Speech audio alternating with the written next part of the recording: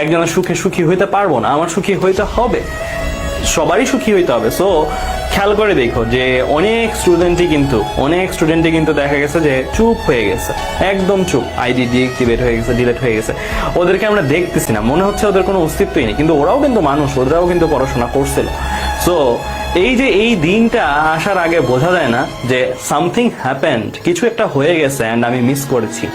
এই দিনটা হবার আগে আসলে এই জিনিসটা বোঝা যায় না। 21 ব্যাচের এখন যে কোনো স্টুডেন্টের কাছে তুমি মতামত চাও, সবাই যারা চান্স পাইছে তারা ছাড়া বাকিরা কিন্তু বলবে যে আমিও তো করছিলাম বাট হয় নাই, মানে এইরকম আর কি। তুমি দুইটা টাইপের ওপিনিয়নই পাবা সব সময়, যে কোনো মুহূর্তে স্টুডেন্টদের কাছে ওপিনিয়ন নাও, দুইটা টাইপের ওপিনিয়ন পাবো। একটা টাইপের বলবে যে ভাইয়া আমি যতটুকু কষ্ট করছি তার চেয়ে অনেক বেশি পাইছি, আমি অনেক ভালো পেয়ে গেছি, পজিটিভ কথাবার্তা শুনবা এক জায়গা থেকে। আরেকটা টাইপ থেকে শুনবা কি পরিশ্রম করেও কোনো লাভ হয় না, এরকম হয় না। কিন্তু আসল যে ব্যাপারটা সেটা হচ্ছে যে গাইডেড পরিশ্রমটা দরকার। মানে তুমি পড়তেছো বিচ্ছিন্ন ভাবে, আজকে একটা মনে চাইলো এক পেজ পড়লাম, কালকে আবার মনে চাইলো অন্য বইয়ের আরেক পেজ পড়লাম, এইরকম ভাবে পড়লে হবে না। তোমার টার্গেট নিয়ে শেষ করতে হবে যে ওকে ফাইন, অফার ভাই চিন্ময় ভাইয়ের যে ভিডিওগুলো আছে সবগুলা ভিডিওর সবগুলা ম্যাথ আমি জানি, অ্যান্ড কি লেভেলের জানতে হবে, এরকম লেভেলের, লাইক জাকির নায়ক লেভেলের। জাকির নায়ক স্যার যখন ওই যে বক্তৃতা দেয় বা বিভিন্ন জিনিস বলে তখন বলে না যে এত আয়াতের এত উক্তি থেকে এই জিনিসটা উনি উদ্ধৃত করছে, মানে পুরো বইয়ের প্রত্যেকটা জায়গা মুখস্থ হয়ে গেছে করতে করতে। সো সেম জিনিসটা তোমাদের লাগবে, লাইক তোমাদের বলতে পারতে হবে যে অপার ভাইয়ের 3 নাম্বার ভিডিওতে কয়টা ম্যাথ ছিল, অপার ভাইয়ের 3 নাম্বার ভিডিও কি কি ম্যাথ করেছে। মানে এটা এমন না যে বসে বসে মুখস্থ করবা, এটা এতবার করবা সো দ্যাট তোমার মুখস্থ হয়ে গেছে, তোমার জানা হয়ে গেছে। মানে আমি কিছু একটা বলছি সেটা সম্বন্ধে তত কনফিডেন্ট না, কিন্তু তুমি কনফিডেন্ট আমার চেয়ে বেশি। ভাই আপনি ওই ভিডিওর এত সময় এই জিনিসটা বলছেন, আমিও হয়তো ভুলে যাবো বাট তুমি মনে থাকবে। এইভাবে যদি তুমি চিন্তা করতে পারো, এইভাবে যদি তুমি যদি আসলে নিজেকে গুছাইতে পারো এখন থেকে, তাহলে মোটামুটি জিতা খেলা। আমাদের একটা ডাউট ছিল, কনফিউশন ছিল, ওকে ফাইন অনলাইনে স্টুডেন্টসরা নিতে পারে কেমন, এর পারে কারণ এই ডাউটগুলো সম্পূর্ণ দূর হয়ে গেছে 21 ব্যাচের রেজাল্টের পরে। 21 ব্যাচের রেজাল্টের পরে আমরা টু মাচ কনফিডেন্ট আসলে, টু বি অনেস্ট। 500+ স্টুডেন্ট, 1000 স্টুডেন্টও চান্স পাওয়ানো পসিবল অ্যান্ড অনলাইনেই পসিবল। জাস্ট স্টুডেন্টদের মধ্যে থেকে ওই অনুপ্রেরণাটা লাগবে। এই যে গতকাল যে সেলিব্রেশনটা গুলো হচ্ছে বিভিন্ন গ্রুপে, যে কোনো এডুকেশনাল গ্রুপে যাও, যে কোনো ফ্যামিলিতে যাও, 21 ব্যাচের ক্যান্ডিডেট আছে এরকম ফ্যামিলিগুলোতে দেখবা চান্স পাইছে, যেই সেলিব্রেশন গুলো হচ্ছে এই সেলিব্রেশনটা তোমাদের সময়ও আসবে। একটা দিন অলরেডি লেখা আছে যেদিন তোমাদের সময় এই জিনিসটা হবে। আমি চাই তোমরা সবাই ওই বিজিতদের দলেই থাকো, মানে তোমাদের যেন ওই আফসোসের দলে না যেতে হয় সেটা আমরা চাই, বিশেষ করে চাই, ঠিক আছে।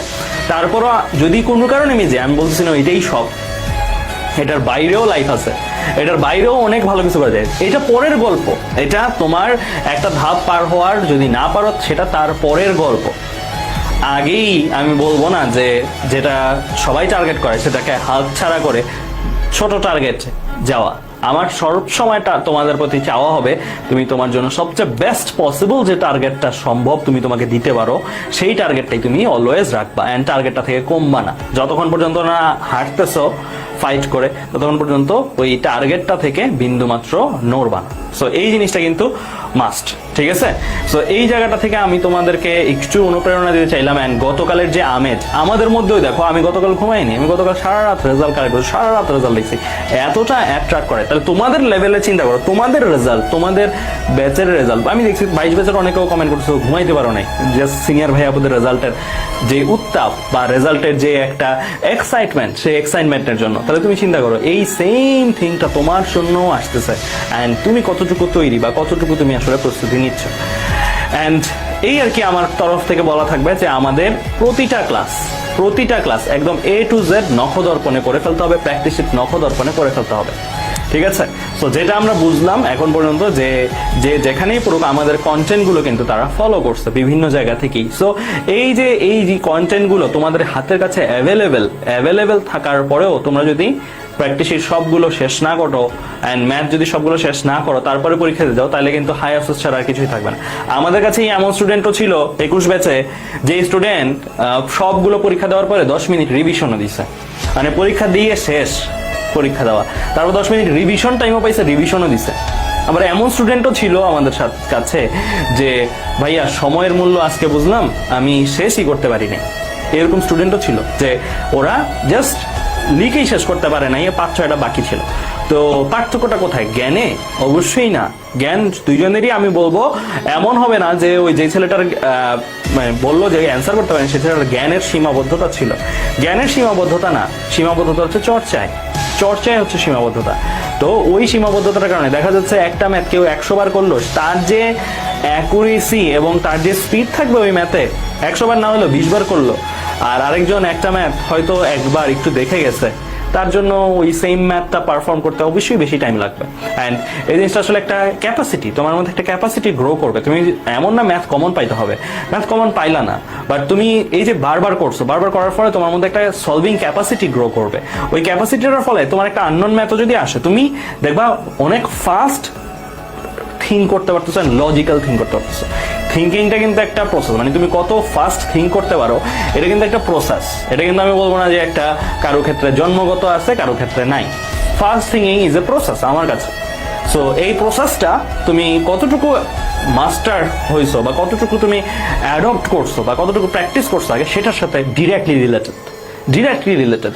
তুমি যদি 100 বার প্র্যাকটিস করো তাহলে তোমার যে থিঙ্কিং ক্যাপাসিটি হবে নতুন ম্যাথের বেলায়, তুমি 5 বার প্র্যাকটিস করছো, একবার প্র্যাকটিস করছো, তোমার থিঙ্কিং ক্যাপাসিটি ওর মতন হবে না, এটা অবভিয়াসলি, ঠিক আছে? সো এই জায়গা থেকে কে কতটুকু ভালো করতে পারো সেটা আসলে দেখার বিষয়। আর একটা জিনিস বলি, যেহেতু এই ব্যাচে আসো, দ্যাট মিনস আমি ধরে নিতে পারি তোমাদের ইঞ্জিনিয়ারিং টার্গেট, সবার engineering target is safest target among all targets. আমি বলবো ডাক্তারি টার্গেটে একটা পরীক্ষা থাকে, না পারলে 1 ঘন্টার এক্সাম, দেখা যাচ্ছে যে তার 1 বছর ওয়েট করতে হয়, বা ডেন্টালের জন্য ওয়েট করতে হয়, ঠিক আছে?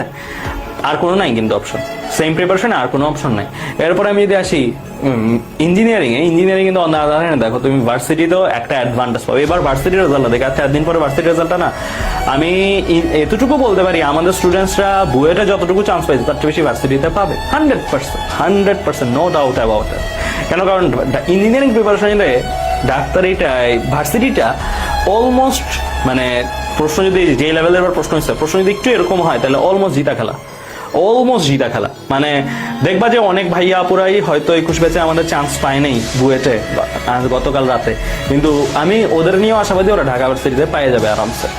কারণ ঢাকা ইউনিভার্সিটির গেমটাই এরকম যে বুয়েটে যারা টপ 20 বা টপে থাকে, বা টপে না, জাস্ট চান্স পাইছে, তাদের জন্য ঢাকা ইউনিভার্সিটির অলমোস্ট, মানে সে যেই নলেজ গ্রো করে, সে যদি বায়োলজিটি জাস্ট একটু রিভাইজ করে যায়, সে যদি ম্যাসিভ ভুল না করে, পরীক্ষায় সেট কোডের ভুল বা এইসব ভুল না করে, তাহলে তার চান্স মোটামুটি ঢাকা ইউনিভার্সিটিতে হয়ে গেছে বলতে পারি আমরা। তো এই জিনিসটা আমরা বছর দেখতেছি, বছরের এক্সপিরিয়েন্সের আলোকে বলছে, আমার ক্ষেত্রে হয়েছে, চিন্ময়ের ক্ষেত্রে হয়েছে, সবার ক্ষেত্রে হয়েছে। সো এই জায়গাটা থেকে আমার তোমাদের প্রতি বলা থাকবে যে ঢাকা ইউনিভার্সিটি বলো বা, মানে প্রিপারেশন কিন্তু দিন শেষে একটাই, মানে এমন না যে তুমি ঢাকা ইউনিভার্সিটির জন্য পড়ো নাই, ঢাকা ইউনিভার্সিটি চান্স পাবে কিনা। গতকাল দেখছো কিনা আমাদের লাইফটা কেউ, যে ওখানে কিন্তু অনেকেই বলতেছিল ভাই আমি অমুক মেডিকেলও পাইছি, আমি তো অমুক মেডিকেলও পাইছি, তো ওরা কোনো কেউ মেডিকেলের জন্য পড়েই নেই, জাস্ট হয়তো বায়োলজি একটু পড়ছিল, দ্যাটস ইট। বাট মেডিকেলের জন্য ডাই হার্ড প্রিপারেশন নেয়নি, তারপরও কিন্তু হয়েছে, রাইট? সো ইঞ্জিনিয়ারিং প্রিপারেশন থেকে এটা টু মাচ কমন থিং যে ইঞ্জিনিয়ারিং প্রিপারেশন নিছে, ইঞ্জিনিয়ারিং হয়েছে, অ্যান্ড অলসো সাইড যত কিছু আছে সব কিছুতেও হয়েছে। এই জিনিসটা খুবই কমন, হ্যাঁ? তো আমার সাজেশন হচ্ছে, যেহেতু ইঞ্জিনিয়ারিং মাইন্ডসেট তোমরা করছো, দ্যাটস ওয়াই এই গ্রুপে আসো, অ্যান্ড এখন বাকি রইলো জাস্ট প্রিপারেশন পার্টটা, হার্ডেস্ট পার্ট আমি এটা বলবো, প্রিপারেশন পার্ট। এই পার্টটা যদি কেউ অবহেলা করো তাহলে সে ওই যে এত ফ্যাসিলিটি পাওয়া সত্ত্বেও কি, মানে আফসোস করবা, লিটারালি আফসোস হবে। অ্যান্ড গতকাল আমি একটা ইনসিডেন্ট শেয়ার করি, 21 ব্যাচে আমাদের যারা ছিল গ্রুপটার মধ্যে অনেকেই গ্রুপ লিভ কোর্স আমাদেরকে বলছে ভাইয়া আমি পারতেছি না গ্রুপটাতে থাকতে, বলছে এরকম করে বলছে যে ভাইয়া আমি মানে মন শক্ত রাখতে পারতেছি না এই গ্রুপটাতে থাকে। কেন?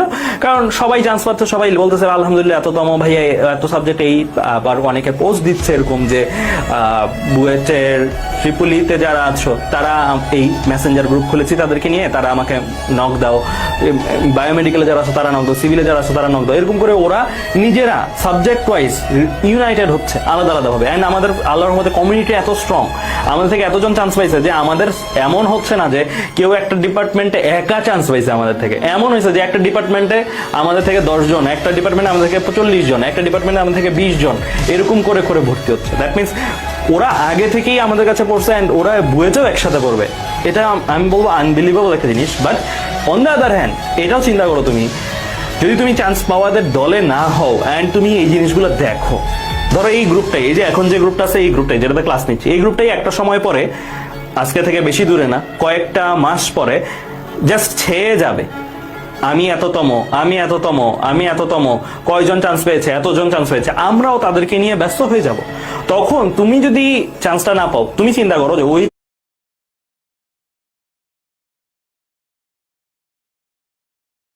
আমরাও তাদেরকে নিয়ে ব্যস্ত হয়ে যাব। তখন তুমি যদি চান্সটা না পাও, তুমি চিন্তা করো যে ওই টাইম মোমেন্টটাতে তোমার কতটা লোনলি লাগবে। মানে চারপাশে সবাই আছে, তারপরে মনে হবে তুমি সব থেকে একা মানুষ পৃথিবী, কারণ তোমাকে নিয়ে কেউ কথা বলতেছে না, তোমাকে নিয়ে কেউ জানতে চাচ্ছে না। সো আমি চাই না যে ওই মোমেন্টটার কেউ শিকার হওয়া। এটা কিন্তু উদ্দেশ্য প্রণোদিত না, এমন না যে এখন আমরা সব সেলিব্রেশন অফ করে রাখতে পারবো, কারণ অবভিয়াসলি যারা চান্স পাইছে, অনেকে ভাবতে পারে যে হ্যাঁ যারা চান্স পাইছে তাদের সেলিব্রেশনটা বন্ধ রাখলেই তো পারে। তাহলে তো ভাই কারো কোনো সময়ই সেলিব্রেট করা উচিত না, কারণ যে সময় কেউ একজন জন্মগ্রহণ করছে সেই সময় থেকে একজন মৃত্যুবরণ করছে, তাহলে যে জন্মগ্রহণ করতেছে তার জন্য তো খুশি কেউ হইতে পারবে না, রাইট? সো এই জিনিসটা দুনিয়ার নিয়ম, একটা জায়গায় বাঁশি বাজতে থাকবে, একটা জায়গায় আগুন জ্বলতে থাকবে, এটা দুনিয়ার নিয়ম। সো এখন এই জায়গাটা থেকে আমার সাজেশন হবে যে ওইটা সলিউশন না, গ্রুপে সেলিব্রেট করো না, গ্রুপে জানাইও না, তোমরা গ্রুপে পোস্ট দিও না তোমরা চান্স পাইছো, যে এটা সলিউশন না। সলিউশন কি? সলিউশন হচ্ছে তোমার ওই দলটাতে ঢুকতে হবে, এটাই সলিউশন, এর বাইরে সলিউশন নাই। অনেকে তখন লেফট করবে, বাট লেফট করলে এটাও সলিউশন না, কারণ সে আসলে কতটুকু কোথা থেকে লিভ করবে, সে কি পৃথিবী থেকে লিভ করবে? মানে তার সোসাইটি নিয়ে চলতে হবে। অ্যান্ড হ্যাঁ, তার তখন নতুন ভাবে বাঁচতে হবে, নতুন ভাবে বাঁচার শক্তিটা লাগবে, অ্যান্ড সেটাও আমরা যোগাবো obviously on a different note. হয়তো বুয়েট এক্সাম শেষ হয়ে যাবে, তারপরে যখন তোমাদের সাথে কেউ চান্স পাবো না, তাদের সাথে আমরা এটা আলাদা সেমিনার, আলাদাভাবে তাদের জন্য বেস্ট পার্ট গুলো দেখাই দিব যে এই জিনিসগুলো তোমরা করো।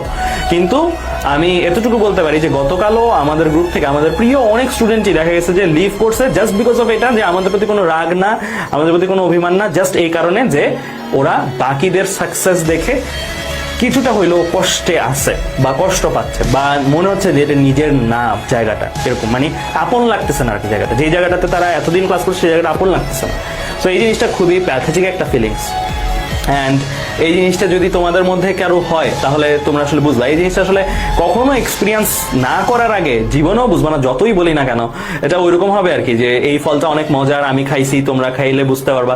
যতক্ষণ পর্যন্ত নিজে না খাবো ততক্ষণ পর্যন্ত ওই জিনিসটার স্বাদটা অনুভব করতে পারবা না আর কি। সো এই জায়গাটার মধ্যে থেকেই আমি বলতে চাই যে ওই সাইড অফ ইট, যে ইমেজটা তোমরা হয়তো আমাদের গ্রুপটাতে দেখতেছো না, হয়তো অন্য কোনো গ্রুপে দেখতেছো না, সেই সাইড অফ ইটের কথাটা আমি তোমাদেরকে বললাম। সেই সাইড অফ ইটটাও কিন্তু আমাদের এখানে অস্তিত্ব রাখে। হ্যাঁ, আমাদের গ্রুপে পড়ছিল কয়জন? 4000 জনের মতন। চান্স পাইছে কয়জন এখন পর্যন্ত বুয়েটে? 320 জন। তাহলে দেখো সাফল্য আর কোনো কারণে পা পিছলে যাওয়ার হার কতটুকু, সাফল্যের হার কতটুকু। 320 ডিভাইডেড বাই 4000 দাও, তারপরে দেখো কতটুকু। খুব বেশি বড় পার্সেন্ট